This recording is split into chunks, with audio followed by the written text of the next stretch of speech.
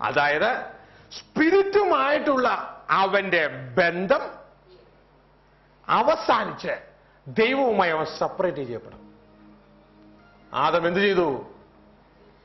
അത് അറിഞ്ഞുകൊണ്ട് പർപ്പസ്ഫുള്ളി ഹവ്വ അറിയാതെ എടുത്തെങ്കിൽ ആദം അറിഞ്ഞുകൊണ്ട് തന്നെ പർപ്പസ്ഫുള്ളി അത് കഴിച്ചു. എന്ത് സംഭവിച്ചു? ദൈവത്തിന്റെ വചനം പറയുന്നു, ദൈവം അവരെ ഇറക്കിക്കളഞ്ഞു എന്ന് പറഞ്ഞേ. ഇറക്കിക്കളഞ്ഞു. കയറ്റിയല്ല കളഞ്ഞത്, ഇറക്കിക്കളഞ്ഞു. ഇപ്പോൾ ദൈവം ഇറക്കിക്കളഞ്ഞപ്പോൾ ഈ ആദം ഏത് സ്റ്റേജിലേക്ക് വന്നു? അത് ഏത് സ്റ്റേജാ? ഒന്നാം സ്റ്റേജായ സ്പിരിറ്റ് ആണോ? രണ്ടാം സ്റ്റേജായ സോൾ ആണോ? മൂന്നാം സ്റ്റേജായ ജഡമാണോ? ജഡം. ഇനി ശ്രദ്ധിച്ചാൽ നമുക്കറിയാം, ഇവിടെ ദൈവം തന്റെ സ്റ്റേറ്റ്മെന്റ് മാറ്റുന്നത് കാണാം. ആദ്യം ദൈവം പറഞ്ഞു മനുഷ്യൻ ആരെന്നാണ്? ജീവനുള്ള. ജീവൻ എന്ന് വെച്ചാൽ എന്തുവാ? ആത്മാവ്. ആത്മാവുള്ള സോളാണ് മനുഷ്യൻ. പക്ഷെ നിനക്ക് ഭൂമിയിൽ പ്രവർത്തിക്കാൻ ഒരു ബോഡിയും കൂടി ഉണ്ട്. മനുഷ്യൻ ഡീപ്രമോട്ട് ചെയ്തതിനു ശേഷം ദൈവം തന്റെ സ്റ്റേറ്റ്മെന്റ് മാറ്റി പറയുകയാണ്, ഇവൻ വെറും ജഡം തന്നെയല്ലയോ.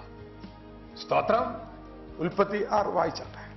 മനുഷ്യനിൽ എന്റെ ആത്മാവ് സദാകാലം വാദിച്ചുകൊണ്ടിരിക്കുകയില്ല, അവൻ ജഡം തന്നെയല്ലോ. സ്തോത്രം. ശ്രദ്ധിക്കേ, ദൈവം ആദ്യ മനുഷ്യൻ ആരെന്നാ പറഞ്ഞേ? ജീവനുള്ള ദേഹി എന്നാ പറഞ്ഞത്. ഇപ്പോൾ അതേ ദൈവം പറയാണ് മനുഷ്യനാരാ? അതിന്റെ അർത്ഥം മനുഷ്യന് ദേഹി ഇല്ലെന്നല്ല, ദേഹി ഉണ്ട്, പക്ഷെ അവന്റെ കൺട്രോളിങ് പാർട്ട് ജഡത്തിലേക്ക് പോയി. മനസ്സിലാവുന്നുണ്ടോ? നേരത്തെ അവന് സോളിൽ നിന്ന് 2 മണ്ഡലവും കാണാമായിരുന്നു. ആത്മമണ്ഡലം കാണാം, ഭൗതിക മണ്ഡലം കാണാം. ഭൗതിക മണ്ഡലത്തിൽ ജോലി ചെയ്യുക, ആത്മമണ്ഡലത്തിൽ ദൈവവുമായിട്ട് സംസാരിക്കുക, ഇതെല്ലാമായിരുന്നു. പക്ഷെ ഇവനെ ആ സെൻട്രൽ പോയിന്റിൽ നിന്ന് ദൈവം പറഞ്ഞ് അനുസരിക്കാതെ മുഖേന അവൻ മരണം തെരഞ്ഞെടുത്തു, ഡീപ്രമോട്ട് ചെയ്യപ്പെട്ടു. അതോടുകൂടി ദൈവം തന്റെ സ്റ്റേറ്റ്മെന്റ് പറയാ, നീ വെറും ജഡം തന്നെ അല്ലോ. സ്തോത്രം. ഇവിടെയാണ് ദൈവസ്നേഹം നമ്മളെ തേടി വന്നത്. ഒന്നാം സ്ഥാനത്തേക്ക് വരണമെന്ന് ആഗ്രഹിച്ച് സൃഷ്ടിച്ച മനുഷ്യൻ, സ്വന്തം ഇഷ്ടം കൊടുത്ത് സൃഷ്ടിച്ച മനുഷ്യൻ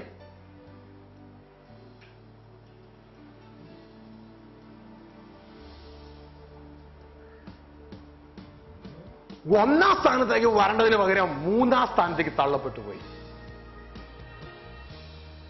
ദൈവം തന്റെ വലിയ സ്നേഹത്തിൽ തന്റെ വലിയ രക്ഷാകരമായ പദ്ധതി കാൽവരി ക്രൂശിൽ യേശുവിലൂടെ നിവർത്തിക്കുകയാണ്.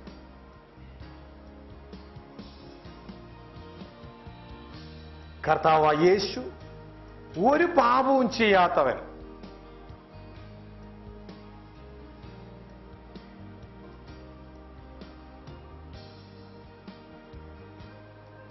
ഈ ഭൂമിയിലേക്ക് കടന്നു വന്നു നമ്മുടെ പാപങ്ങൾക്ക് വേണ്ടി മരിച്ചു. ഒരുവൻ പാപം ചെയ്തപ്പോ എല്ലാവരിലേക്കും പാപം പരന്നു. ആദം ചെയ്ത പാപം മുഖേന നമ്മളെല്ലാം ജനിക്കപ്പെട്ടത് ആദത്തിന്റെ തലമുറയായിട്ട്, മക്കളായിട്ട്.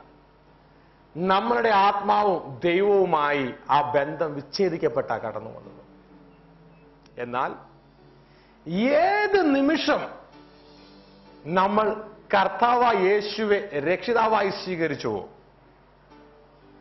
പാപനിമിത്തം മരിച്ച എന്ന് പറഞ്ഞാൽ ദൈവവുമായി ബന്ധം ഇല്ലാത്ത നമ്മളുടെ ആത്മാവ്. സ്തോത്രം.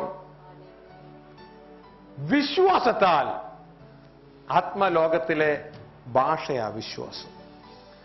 വിശ്വാസത്താൽ യേശു ക്രിസ്തുവോട് കൂടെ അടക്കപ്പെട്ടു. പാപത്തിന്റെ ശമ്പളമായ മരണം നമ്മളുടെ പഴയ ആത്മാവ് അനുഭവിച്ചു. നമ്മളുടെ പഴയ ആത്മാവ്, ശ്രദ്ധിക്കുക, ഈ വ്യക്തി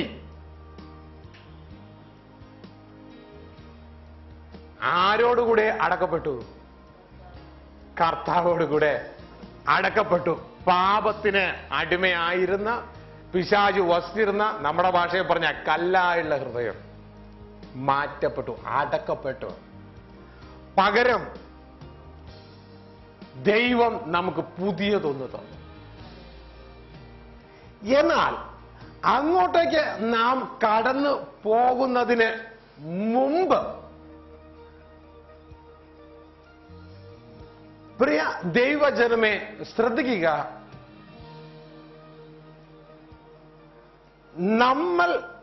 നമ്മളുടെ ആത്മാവിൽ ഈ പിശാച് വന്ന് പോസസ് ചെയ്ത് കഴിഞ്ഞപ്പോ ഇതിനെ മൂന്നായിട്ട് ഞാനിവിടെ തരം തിരിച്ചിട്ടുണ്ട്. King, servant, slave. അതായത് ഏറ്റവും പവർഫുൾ ആയിട്ടുള്ളവൻ കിങ്. റിയലി ദൈവം സൃഷ്ടിച്ചത് ഈ ആത്മാവ് പറഞ്ഞാൽ ഉടനെ സോളും ബോഡിയും അനുസരിക്കണം. ആത്മാവാൽ നിയന്ത്രിക്കപ്പെടുന്നവരാണ് ദൈവത്തിന്റെ മക്കൾ. നിയന്ത്രണം ബോഡിയിൽ നിന്ന് അങ്ങോട്ടേക്കല്ല, ജഡത്തിൽ നിന്ന് അങ്ങോട്ടേക്കല്ല, ആത്മാവിൽ നിന്ന് താഴേക്കാണ് വരേണ്ടത്. ഇതാണ് ദൈവം നമ്മളെ നിശ്ചയിച്ചിരിക്കുന്നത്. അതുകൊണ്ടാണ് ദൈവം പറഞ്ഞേ, നീ ആ ഡയറക്ഷൻ തെറ്റിച്ചാൽ നീ മരിക്കും. ജഡത്തിൽ നിന്ന് നീ ഭരണം ആരംഭിച്ചാൽ നീ മരിക്കും. ജഡപ്രകാരം നീ ജീവിച്ചാൽ നീ മരിക്കും, നിശ്ചയം. സ്തോത്രം. മുകളിൽ നിന്ന് താഴേക്ക് ആത്മപ്രകാരം നീ ജീവിച്ചാൽ നിനക്ക് ജീവനുണ്ടാകും, നിശ്ചയം. സ്തോത്രം. എന്തും ആരംഭിക്കേണ്ടത് ആത്മാവിന്റെ മണ്ഡലത്തിൽ നിന്നായിരിക്കണം. കാഴ്ചയാൽ നമ്മൾ ജീവിച്ചാൽ നമ്മൾ ജീവിക്കുന്നത് ജഡപ്രകാരമാണ്. എന്നാൽ വിശ്വാസത്താൽ നാം ജീവിച്ചാൽ നാം ജീവിക്കുന്നത് ആത്മാവിൽ നിന്നാണ്. സ്തോത്രം. കാരണം കർത്താവ് സ്തോത്രം ചെയ്താട്ടെ. ഞാൻ പറയുന്നത് നിങ്ങൾക്ക് മനസ്സിലാവുന്നുണ്ടോ? Praise God. ആർക്കെങ്കിലും മനസ്സിലാകുന്നില്ലെങ്കിൽ ഇടയ്ക്കൊന്ന് കരം പൊക്കിയേക്കണം, ഒന്നുകൂടി ഒന്ന് പറയാൻ പറയണം. കഴിഞ്ഞ പ്രാവശ്യം ഇവിടെ ഇരുന്ന് തിരുവല്ലേന്നോ റാന്നിന്നൊരു ദേവദാസൻ, നല്ല പ്രായമുള്ള ദേവദാസൻ, അദ്ദേഹം ഇടയ്ക്ക് പറയായിരുന്നു എനിക്ക് മനസ്സിലായില്ല. ഒന്നുകൂടി പറഞ്ഞു തരാം. ശ്രദ്ധിക്കുക, നിങ്ങൾക്കത് മനസ്സിലായാലേ വിശ്വാസികൾക്ക് പറഞ്ഞു മനസ്സിലാക്കി കൊടുത്തുകൊണ്ട് അനേകരെ തീയിൽ നിന്ന് രക്ഷിക്കുവാനും കുറച്ചല്ല അധികം പേരെ പരിജ്ഞാനത്തിൽ നടത്തുവാനും നമുക്ക് കഴിയും. സ്തോത്രം. ഞാനിത് പഠിക്കുന്നത് മറ്റൊരു ദേവദാസനെ പഠിപ്പിച്ചു തന്നിട്ടില്ല. ദൈവത്തിന്റെ ആത്മാവ് വെളിപ്പെടുത്തി തന്നതും അതോടൊപ്പം തന്നെ പല മാധ്യമങ്ങളിലൂടെ കിട്ടിയ ചെറിയ അറിവുകളെല്ലാം കൂട്ടിച്ചേർക്കുമ്പോൾ അവിടുന്ന് ഇവിടുന്ന് ദൈവത്തിന്റെ ആത്മാവ് അതിനെ തുല്യമാക്കി അതിനെ പൂർണ്ണതയുള്ളതാക്കി തരികയാണ്. അതുകൊണ്ട് ഉറച്ച വിശ്വാസമുണ്ട്, ദിസ് ഇസ് റൈറ്റ്. സ്തോത്രം. ഇതിവിടെ പറയുമ്പോൾ നിങ്ങളുടെ ആത്മാവ്, നിങ്ങളുടെ അകത്ത് പരിശുദ്ധാത്മാവും അവിടെയും ടിക്ക് ചെയ്യും. കാരണം അത് കണക്ട് ചെയ്യപ്പെടും. സ്തോത്രം. നിങ്ങൾ അറിയുള്ള ദൈവത്തിന്റെ വചനവും ഇതുമായിട്ട് കണക്ട് ചെയ്യപ്പെട്ട് പോയിക്കൊണ്ടേയിരിക്കും. പിശാച് പൊസസ് ചെയ്യപ്പെട്ട ആ അവസ്ഥയിൽ നിന്ന് താഴേക്ക് നമ്മൾ വരുമ്പോ കള്ളനോട് കൂടെ നടന്നാൽ ആരായിത്തീരും നമ്മള്? ജ്ഞാനിയോട് കൂടെ നടന്നാൽ? ഇപ്പൊ ഇവര് രണ്ടുപേരും ആരുടെ കൂടെ നടക്കുന്നേ? പിശാച് പൊസസ് ചെയ്ത ആത്മാവോട് കൂടെയാണ് നടക്കുന്നത്. നോക്കിയേ, ആ കറുത്ത രൂപം, ആ രൂപം ഇങ്ങോട്ടേക്ക് വ്യാപരിക്കുന്നത് കണ്ടോ? അടുത്ത സ്റ്റേജ് വന്നപ്പോ നമ്മളുടെ മനുഷ്യന്റെ സോള് മുഴുവൻ പിശാചിന്റെ പ്രോഗ്രാമാൽ നിറയപ്പെട്ടു. സ്തോത്രം. പിശാചിന്റെ പ്രോഗ്രാമാൽ സോൾ മുഴുവൻ നിറയപ്പെട്ടു. ഈ സോളിന് ഇത് ലഭിച്ചത് എവിടെന്നാ? ആത്മാവിൽ നിന്നാ ലഭിച്ച്. സ്തോത്രം. അതിൻ്റെ കുറച്ചിപ്പുറത്ത് ശരീരം അത് ഏറ്റെടുക്കാൻ തുടങ്ങി. അടുത്ത സ്റ്റേജ് വന്നപ്പോ ഈ ശരീരം ജഡത്തിന്റെ തിന്മയാൽ നിറയുന്നൊരവസ്ഥയെ ദൈവം ഈ ശരീരം സൃഷ്ടിച്ചത് ഒരു ശരീരമായിട്ട് അല്ലെങ്കിൽ ബോഡിയായിട്ട്